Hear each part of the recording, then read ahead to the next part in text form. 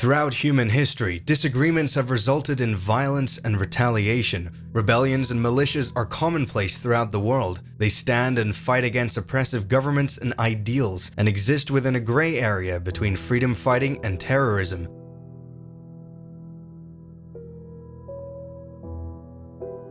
This is no different as we enter the 26th century. But with advanced technology and weaponry, we see a new breed of warfare that would go on to inspire the Spartan program, spawning soldiers bred for the war against insurrectionism. My name is Token, and you're watching the history of the Insurrectionists.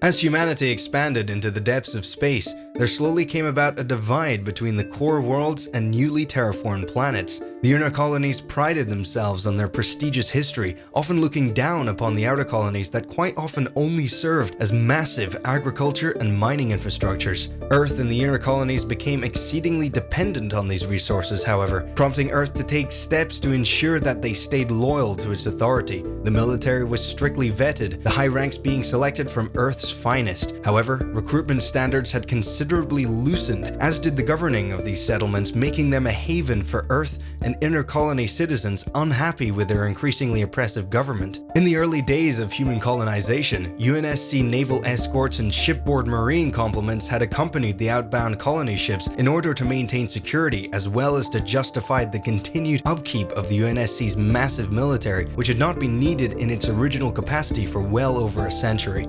As colonization became more affordable and widespread, the outer colonies initially lacked a pervasive military presence, apart from the colonial military administration, whose true loyalties ultimately lied with the colonies instead of Earth. As piracy began to plague the colony systems, some of the colonies appealed to the UNSC for protection, who at the time were exclusive to the Sol system. This began the UNSC's involvement in the outer colonies. Following the rapid growth of human-controlled space throughout the 25th century, the UEG found it increasingly difficult to maintain its hold over the outer colonies, which were spanning great distances from Earth.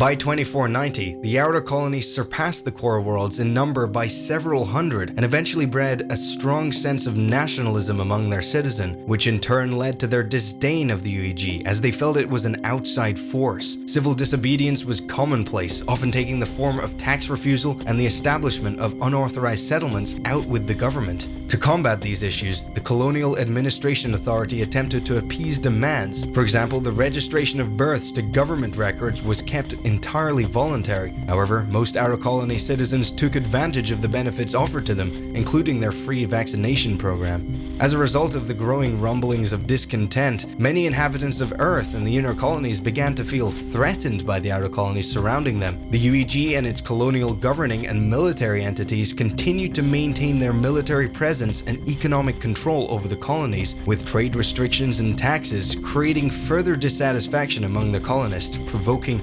radicalism. While outspoken and violent resistance against Earth was initially confined to separate insurgent organizations, even the leadership of some outer colonies would eventually be sympathetic to the insurrectionist cause. On top of this, elements of the colonial military administration had become increasingly sympathetic to the cause, eventually providing them with information, funding, and equipment.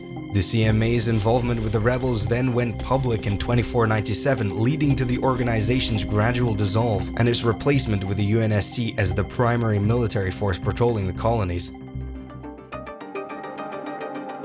In 2491, Dr. Elias Carver presented a set of theories known as the Carver Findings to the UNSC High Command. According to Dr. Carver, it was only a matter of time before social order in the outer colonies would break down completely. To stabilize them, Carver recommended a swift and extensive military action on the part of the UNSC. Carver's critics asserted that the situation between the core worlds and the outer colonies could be stabilized through diplomacy if given enough time. However, the UNSC military adopted the Carver Findings as their standard model and sought to curb any major unrest with military intervention. In the same year, the UNSC resurrected the Orion Project, creating the first generation of super soldiers designed to quickly eliminate the rebel leadership. Carver's proposal also informed the creation of the subsequent Spartan II program, although by the time of its creation, the predicted scenario was even bleaker. where an endless apocalyptic civil war between the inner and outer colonies raged. After the onset of the Human Covenant War, the Spartans were reprioritized to deal with the new alien enemy, becoming increasingly successful and well publicized in this role.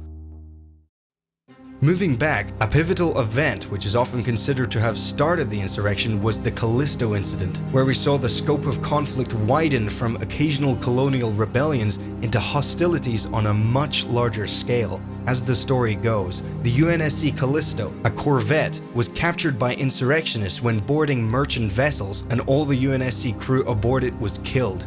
In response, the UNSC sent a battle group of 3 light destroyers, the Jericho, the Buenos Aires, and the Las Vegas, and on March 2nd, 2494, the battle group eventually found the Callisto in the 26th Draconis system. All 3 ships fired 6 missiles at the renegade destroyer. However, the Callisto managed to avoid destruction by maneuvering behind an asteroid. The insurrectionists then detonated a nuke hidden inside the asteroid, which then launched debris toward the UNSC ships. Buenos Aires was engulfed in the explosion, facing utter destruction, with the other 2 ships suffering serious damages.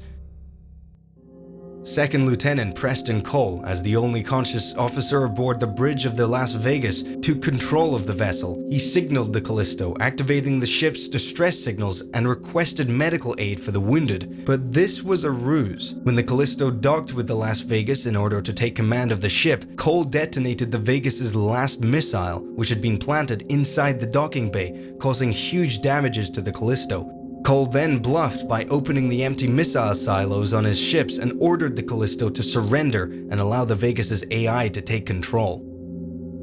Following this incident, the insurrection began to spread to other systems, including the Eridanus system, which became embroiled in a local insurrection that same year. However, this rebellion was quickly crushed at the cost of a whole 4 destroyers, though the rebels in the system retreated into the asteroid belt and would continue to operate for several decades later.